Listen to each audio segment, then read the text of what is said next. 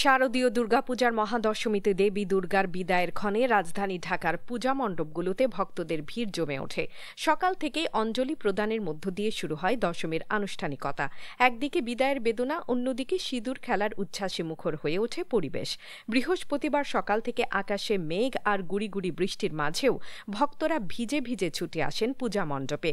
চলছিল দশমীর বিহিত পূজা ও দর্পণ বিসর্জনের আনুষ্ঠানিকতা। পূজা শেষে নারীরা দেবীর সিঁথুতে সিঁদুর অর্পণ করেন এবং পরে একে অপরের কপাল, গাল ও মুখে সিঁদুর মেখে শুভকামনা জানান।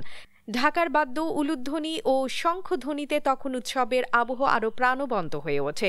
সিঁদুর খেলায় শুধু বিবাহিত নারীরাই নয়, তরুণী ও শিশুরাও অংশ নেয়। অন্যদিকে শারদীয় দুর্গোৎসবের মহাসমাপ্তি বিজয়া দশমীতে প্রতিমা বিসর্জনের মধ্য দিয়ে অনুষ্ঠিত হল কক্সবাজার সমুদ্র সৈকতে দেশের সবচেয়ে বড় আয়োজন। বৃহস্পতিবার ২ অক্টোবর দুপুর ২টায় সৈকতের লাবণী পয়েন্টে জেলা প্রশাসনের উন্মুক্ত মঞ্চে বিজয়া সম্মেলনের মাধ্যমে শুরু হয় এ মহা উৎসব। এদিন জেলার ৭টি উপজেলার পূজামণ্ডপ থেকে প্রতিমাগুলো ট্রাকে করে সৈকতে আনা হয়।